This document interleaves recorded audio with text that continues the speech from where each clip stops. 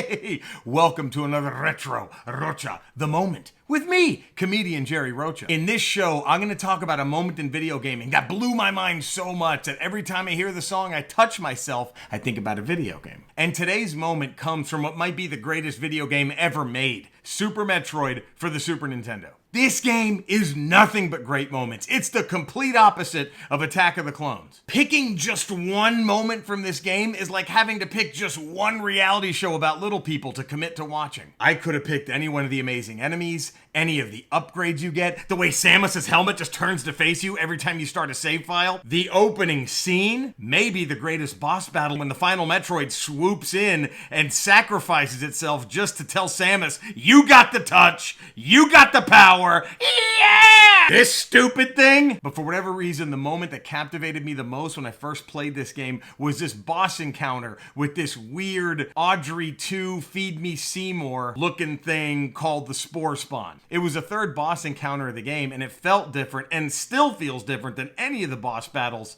in Super Metroid. There I was, making my way in the world today, taking everything I got. Then I get to the Spore Spawn layer and everything changed. This game was very up-tempo, but all of a sudden it just slows down. It forces you not to move. You're stuck in this room. The music, which up to this point was one of my favorite songs in all of video gaming, I think it's called the Upper Brinstar song.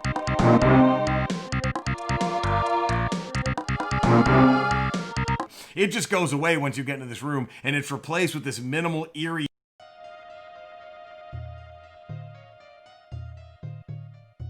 and suddenly this massive plant just drops down and starts some shit. The rest of the boss battles in the game are fantastic, but none of them gave me this, whoa, what's going on here feeling that this one did. And it's not even that tough of a battle. I mean, putting the Super Metroid cartridge in your Super Nintendo and pressing power is probably equally as difficult. But it still stuck with me. I loved how the Spore Spawn moved at the same rhythm of those dancing flowers with the sunglasses on that you would buy at Spencer's Gift back in the day. Maybe I had an affinity for the battle because I also felt kind of bad for the Spore Spawn. While you're fighting it, all these little tiny spore things just drop down and they don't do any damage to you. And if you pop them, they give you health and ammo. They say plants have feelings, so I'm sure the Spore Spawn must have been at least a little bit thinking, guys, what the fuck? It was different, but it didn't feel out of place with the rest of the game. It just felt like Samus had found some secret area, like finding your grandmother's bra during an Easter egg hunt, but in a good way, like there was cash in it. And you knew, this probably wasn't meant for me to find. I really, really hope this wasn't meant for me to find, but I'm here, and I got $40, so I ain't saying shit. And that atmosphere. I mean, you know the planet's already a bit of a shithole, but when you step into this room, you can almost feel that there's an extra bad smell here and that this room's about 30 degrees hotter than anywhere else on this planet. I think that's great storytelling, how this room is like a scratch and sniff sticker without the scratching or the sniffing or the sticking. It's still an interesting encounter even after you defeat the thing. The room goes from this deep green color to this drab sepia tone. But the Spore Spawn doesn't disappear like most defeated enemies do. It just lays still. Like maybe it's not dead.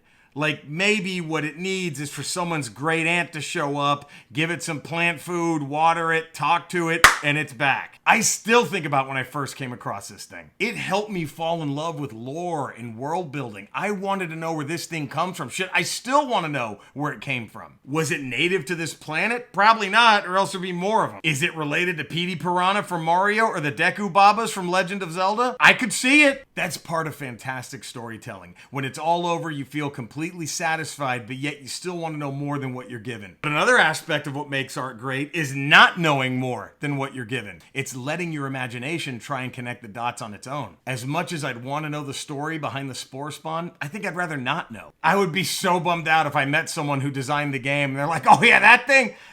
It was an empty room we forgot about. We're like, why don't we just put a big fucking plant in there? I'd much rather have that person say, what plant? Thank you for watching another Retro Rocha, The Moment, with me, comedian Jerry Rocha. Please subscribe, give it a thumbs up, hit that little bell so you're alerted every time a new video comes out. Spread the word, all that good shit. Want me to talk about a game or just want to talk about a game? Email me, rocha@retrorocha.com. Have a great rest of the week and see you soon. I don't want anybody else when I think about the Spore Spawn.